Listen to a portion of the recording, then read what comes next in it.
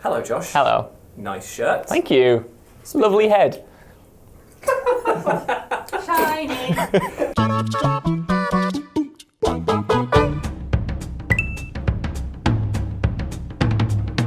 Well, the Mass Effect has a lot of good games in its series. 4, some might say. No, they wouldn't.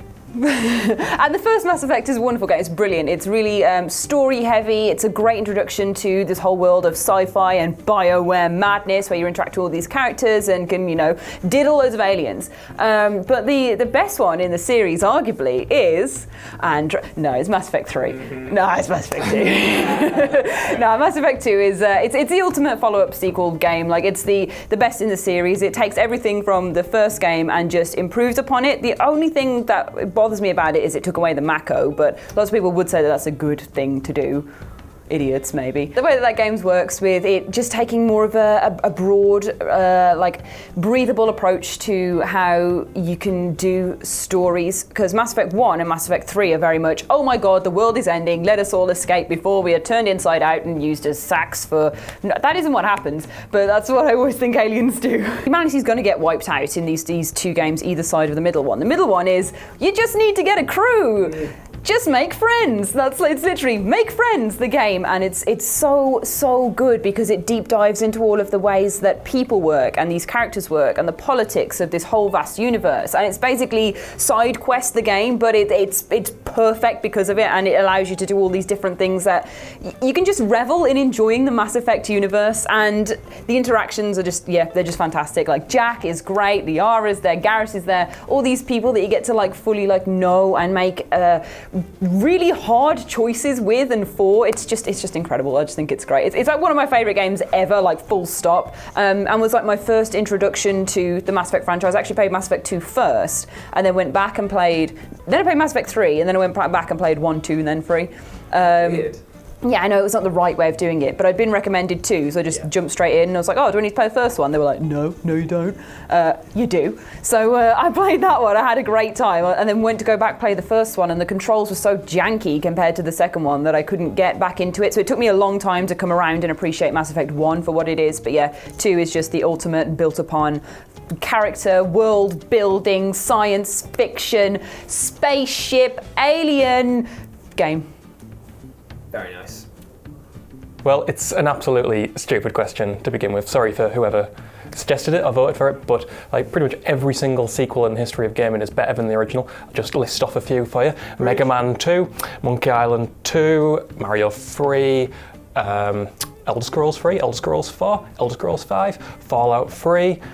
Should I go on? Yeah, name 5 more. 5 more. Okay, we've got Super Castlevania 4 on the SNES, Mario 64, Mario Galaxy 2, Link to the Past, Link's Awakening, Majora's Mask. 2 more. 2 more. I think that's enough. That's enough now. But I'll tell you the one that really epitomises this question. It's Donkey Kong Country 2. Yay. So a lot of people have fond memories of Donkey Kong Country because it was it blew them away with its graphics, man. It was all 3D rendered, and you had a monkey. Well, actually, it's a chimpanzee and a gorilla, and it's whoa, what a. Also a sequel, by the way, of the original Donkey Kong. Donkey Kong 2 at the arcade was better than Donkey Kong. Pac-Man 2, Miss Pac-Man, also better. Echo 2. But but Donkey Kong Country 2 absolutely refines the formula to perfection. It is sexy simian platforming. Perfect. Don't those 2 words ever again next to each other. But that's what it is. And I think it's perfectly fair. It's got an incredible soundtrack, a hyper-designed levels where you just learn to read them distinctly. It's got a little bird with a light. It's got everything that you could ask for.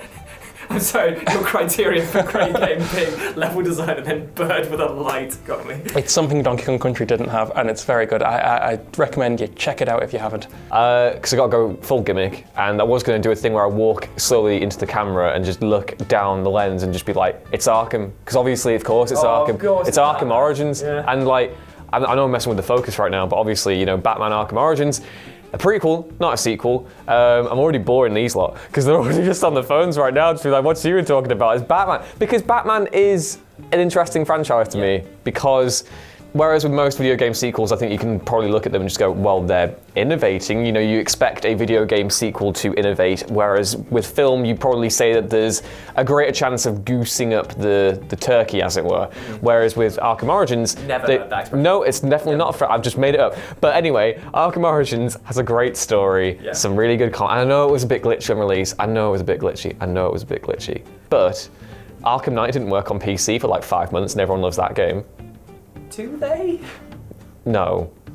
They like it more than Arkham Origins. But the thing is, Arkham Origins is being repraised now. You know, there was a time when it first came out and everyone was like, what is this? It's not made by Rocksteady, I don't like it, blah, blah, blah. But in the end, you know, I think today we can look back on that game and Warner Brothers Montreal and what they did and be like, well, maybe they did have some good ideas, which is what I was saying from the very beginning. But, you know, I'm not a humble brag or anything. I'm not saying that I was ahead of the curve or anything, but it was kind of ahead of the curve, so. Where's my prize?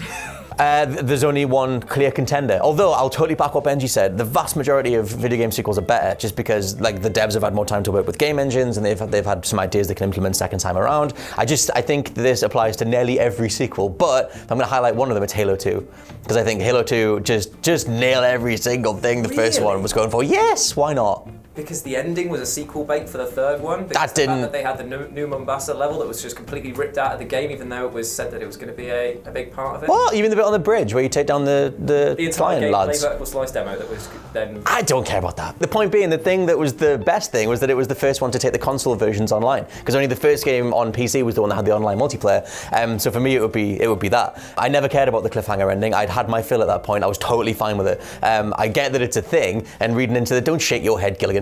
And I think looking into it, I can totally get the production woes that led to that. I obviously get the whole backlash at the time, but I didn't care. I thought that was cool. I thought he was like, I'm finishing this fight, and then it went to the credits, and I was like, yeah, you are, and I'm gonna go online and just do all the owning and all that. I thought it was great. So yeah, I would take Halo 2, and plus the stuff when you're on about levels and stuff. That whole bit where you're storming, I've mentioned this before somewhere, where you're storming the Scarab with the rocket launcher, and the Molnir mix in the background, Steve Vai on the strings. I thought that was the best thing in life, to be honest. And I'm married, so it was really good. So yeah. Don't use your wife to justify your love for Halo 2. I can and will on a daily basis. More women banging? Smashing, is it?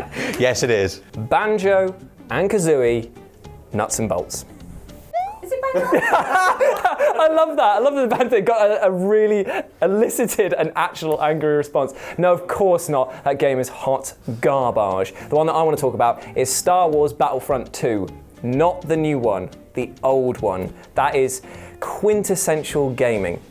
I'll tell you a little story. Might have told you it before. Me and my friend Liam used to play this game a lot because of the Galactic Conquest mode that was on there. And we actually reached a bit of a stalemate where we kept on fighting back and forth and neither one could actually win. It went on for about 3 months. He would come over to my house every Friday night and we'd sit there playing it, and it would be deadlocked for 3 months. In fact, I'm pretty sure the only reason that we actually ended it is we called a truce. That is something that in Star Wars, we ended Star Wars, guys. It's over. Me and Liam, diplomatic solution, ended it.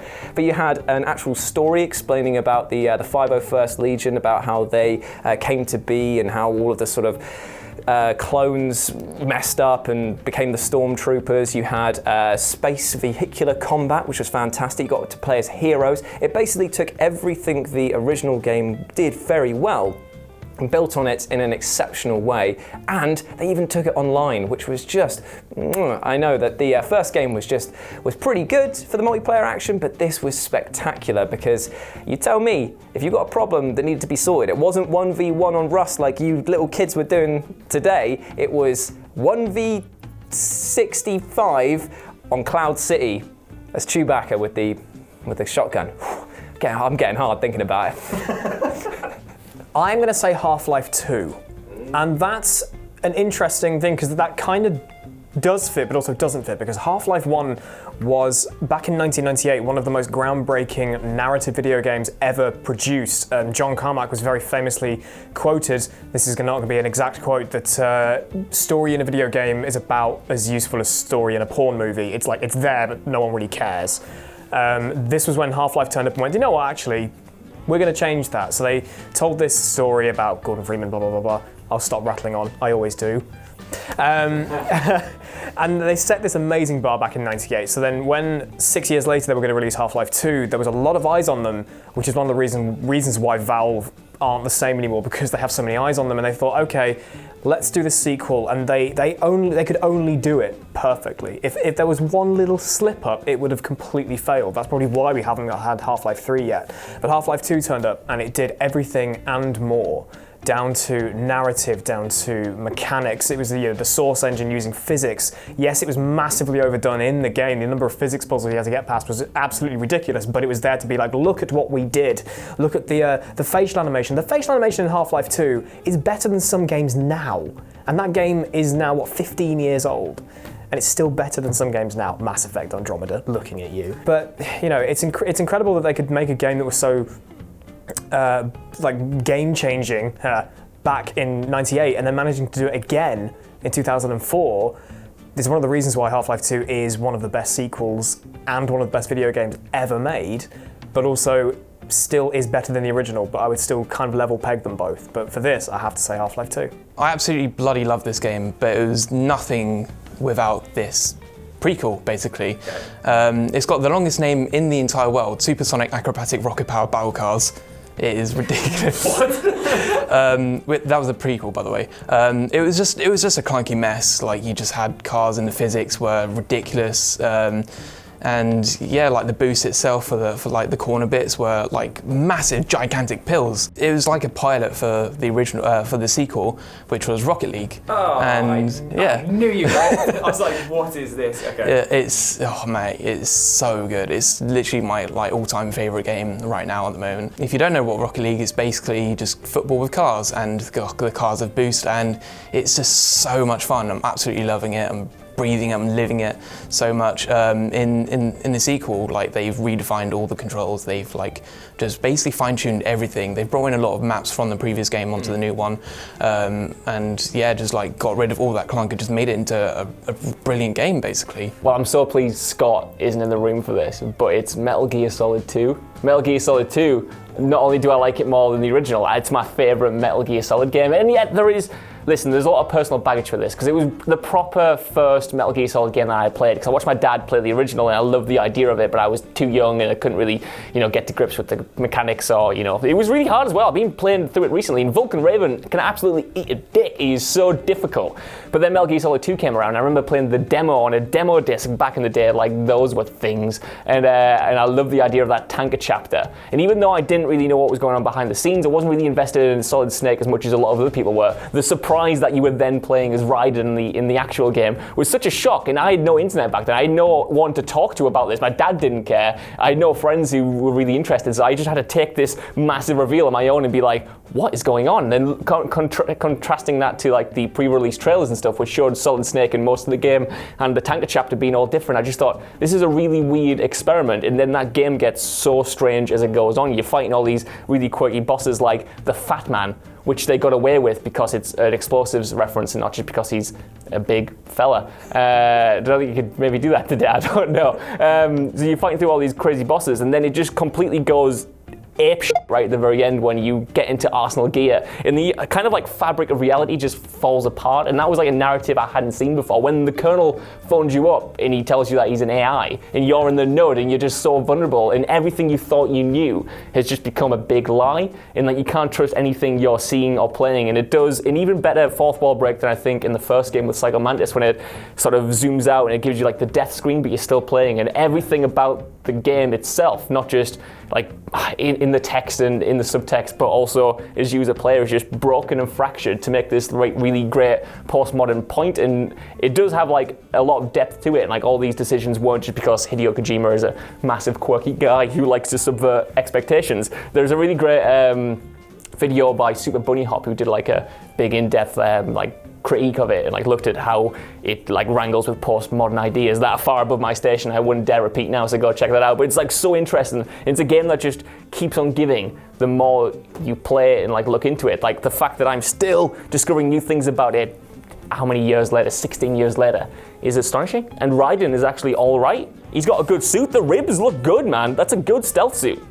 It took revengeance to make him good. He slips on the poo, and he slips on the poo, and that's why he's good. He's got a sword. You can do the VR missions as a Grey Fox. Yeah, that was good. I don't know how the sword. And they've got. This is a complete tangent. How do they have a sword that tranquilizes people? They say they use the blunt end, but if you got hit by a sword, man, it's still gonna kill you. I don't know. Plot hole. Ding. That's the one plot hole that you're taking away from the Metal Gear Solid series. This is the fact. It's the sword. Ding. Hey everyone, thank you so much for watching. Now, if you want more chatty faces, why not watch through the rest of our playlist? But I just want to say a big thank you to the brilliant channel sponsors for voting on this week's chatty question. And if you want to join the vote, then why not consider hitting the join button and becoming a sponsor today? And we will see you next week. Bye!